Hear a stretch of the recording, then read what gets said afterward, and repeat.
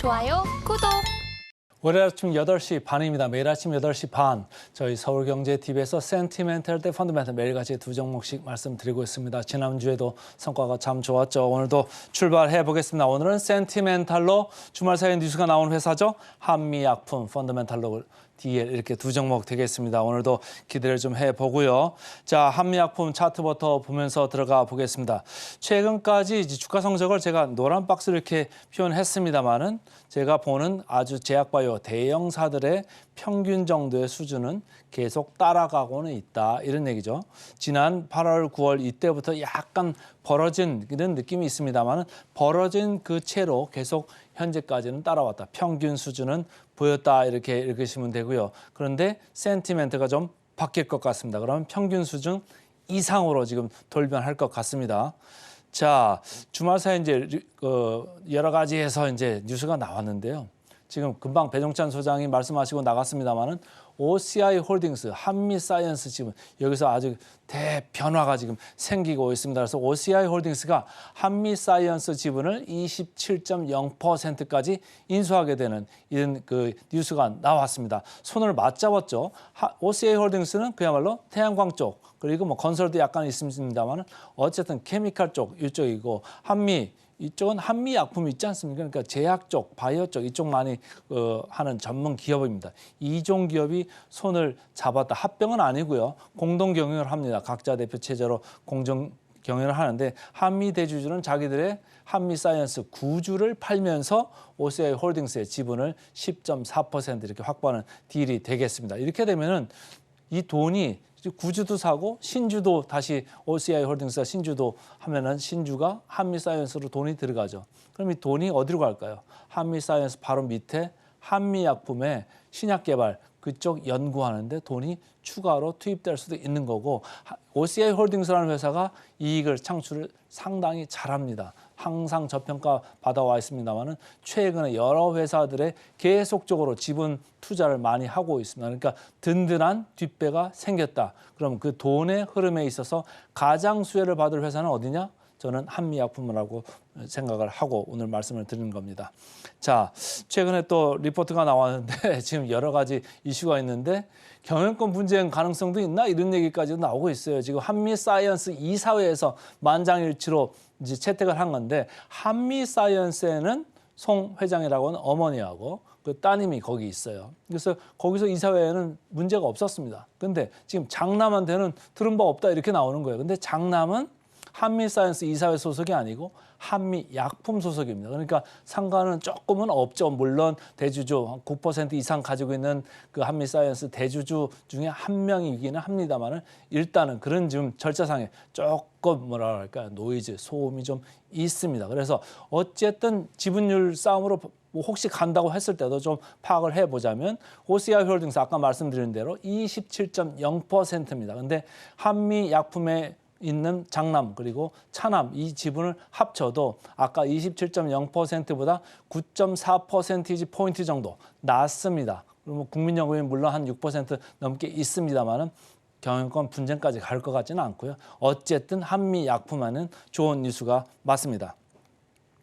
자, 삼성증권에서 나오는 이제 리포트를 하나만 딱 말씀을 드릴게요. 4분기의 실적이 괜찮다는 거예요. 그러니까 그때 호흡기 질환 유행 많았었잖아요. 뭐 이비인후과 가고 내과 가면 환자분들 엄청 많을 정도로 이렇게 호흡기 질환 유행했었고 파트너사죠. MSD로부터 마일스톤을 수출합니다. GLP-2 이쪽 제재를 가지고 지금 마일스톤 그러니까 신약 이렇게 개발하는 과정에서 라이센스 아웃, 기술 이전을 하게 되면 계속 순차적으로 받는 돈들이 있어요. 그게 4분기에 들어와서 4분기가 괜찮았다 이런 얘기고 전체적으로 제가 가치를 한번 보니까 영업 가치가 3조 9천, 신약 가치가 한 1조 1천 정도 돼요. 그러니까 전체적으로 봤을 때 5조 정도의 이 회사 영업 가치 플러스 신약 가치가 있다 이렇게 보여지는 회사인데 시총은 4조 4천 이 정도입니다. 그래서 이 삼성증권은 목표 주가를 40만 원을 올렸고 이것 때문에 지금 목표 주가가 조금씩 올라가고 있는 증권사들이 많습니다. 자, 목표 주가 올라가는 와중에 좀 하루 올랐죠. 근데 이거는 최근에 주말에 나온 이 뉴스 때문에 오른 것 같지는 않고요. 어쨌든 목표 주가 상향 리포트들이 최근에 좀 있었습니다. 그것 때문에 좀 오른 모양인데 외국인 기관이 번갈아서 매수하고 있었습니다. 그런데 최근에 그 부강약품이라고 해서 2020년에 OCI 홀딩스가 이제 지분 투자를 했던 이런 회사가 있죠. 이거 지금 보이는 거는 일봉이 아니고 월봉입니다. 월봉으로 해서 벌써 한 대여섯 달을 주가가 쭉 이렇게 뻗었었어요. 그러니까 한 10,000원대에서 40,000원대까지 한 서너 배 이렇게 올라간 다음에 그 뒤로 쫙 이렇게 내려왔습니다. 물론 이때 올라간 게 뭐 이 회사 고유의 이슈도 있었고 제약바이오 급등하는 이런 이슈 있었습니다만 어쨌든 그때 단기적으로는 수급에 영향을 많이 받았었다 이렇게 읽으시면 되겠습니다. 공매 잔고를 보겠습니다. 0.4%. 그러니까 이쪽에서 크게 환매가 갑자기 나올 일은 일단 없다 이렇게 이해하시면 좋고요. 자, 역사적 밸류 밴드로 봤을 때 중앙 정도 와 있습니다. 그리고 아까도 말씀드렸습니다. 목표 주가가 조금 올라갈 것 같습니다. 그러니까 이게를 위쪽을 좀 보면서 갈 가능성이 많다. 개인적으로 저는 이렇게 생각을 해보고요. PBR 보겠습니다. PBR, 뭐 PER로도 볼 수 있습니다만 이렇게 신약 가치가 있는 데들은 좀 장부가 대비해서 어느 정도 지금 와 있나 이렇게 보면 좋은데 한미약품 3.9배입니다. 자, 지난번에 말씀드렸던 삼성바이오로직스 4.9배 정도 되죠. 아까 말씀드린 대로 조금 더 올라갈 수 있다 그러면 한 15%에서 20% 더 뻗어 나갈 수도 있겠다 이런 개인적인 생각인데요. 최근에 목표 주가를 보니까 증권사들이 목표 주가를 최근 한 10% 정도 이렇게 올렸더라고요. 최근 한 두 달 사이에 10% 정도 목표 주가가 올라가는 와중에 주말에 이런 뉴스가 갑자기 나왔다. 그렇다고 하면 목표가가 더 올라갈 수도 있겠다 이렇게 읽으시면 되고요. 자, 목표 주가 컨센서스 기준으로 16% 정도 남았습니다. 그래서 오늘은 센티멘탈로 한미약품부터 말씀을 드렸습니다. 이제 펀더멘탈로 넘어가겠습니다. 펀더멘탈 오랜만에 이제 증권사 리포트가 좀 좋은 리포트로 나왔는데요. DL입니다. 옛날에 대림산업이라고도 하죠. 자, 주가가 연간으로 봤을 때 1년 내내 이렇게 계속 내리다가 8월 정도에서 쌍바닥을 만들고 천천히 올라오고 있는 와중에 금요일 정도에서 리포트가 나온 영향을 좀 극적으로 받았다. 그래서 조정이 지금 마무리되고 상승 추세로 전환되고 있다. 이렇게 읽으시면 됩니다. 이 회사는 기본적으로 LLDP라는 그 고전적인 이런 화학 제품을 만들고 있었고 여기는 뭐 마진이 이렇게 높은 회사가 아니에요. 물론 시황도 많이 탑니다만 그런데 여기서 태양광 소재라는 POE 쪽으로 설비 전환을 한다고 이제 얘기를 했습니다. 그러면서 시장에 관심이 많아지고 있는데 POE라는 것을 누가 받아가냐면 중국의 태양광 모듈 업체 1위에서 3위 업체들이 다 가져간답니다. 그러니까 수요가 아주 단단한 거예요. 그러니까 그쪽에서 이익이 4분기에 200억 넘게 영업이익이 난다. 그 생각을 하면서 이제 리포트를 쓴 거고 금년에 그러니까 이익이 2배 이상 이렇게 급증할 이런 회사가 되겠습니다. 자, KB증권입니다. 그래서 POE 설비 전환 모멘텀을 기대한다 이런 얘기를 했고요. 이미 4분기부터 실적이 대폭 개선되면서 컨센서스 시장 기대치를 상회할 것으로 이렇게 보고 있고 24년 영업이익 많이 좋아진답니다. 그래서 이 회사는 목표 주가를 65,000원으로 상향을 했습니다.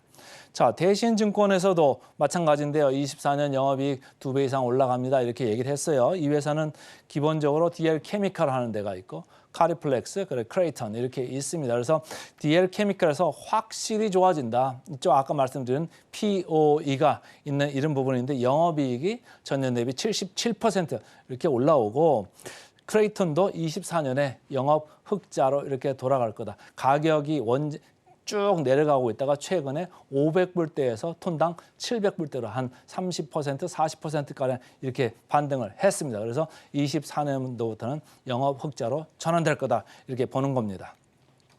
자, 차트 보겠습니다. 최근에 보니까 외국인 기관이 이틀째 이렇게 쌍끌이를 하면서 어떻게 됐습니까? 볼륨, 거래량이 상당히 급증을 했죠. 그러니까 이거 밑으로 크게 내려오기가 쉽지 않을 이런 상황인 것 같은데요. 자, 공매 잔고율을 보겠습니다. 2.4% 상당히 높죠? 평균이 0.4입니다. 그러니까 다 잊어버리고 있고 다 내팽개쳤던 주식 중에 하나가 되겠습니다. 여기서 환매수가 갑자기 이렇게 들어올 가능성도 있고요.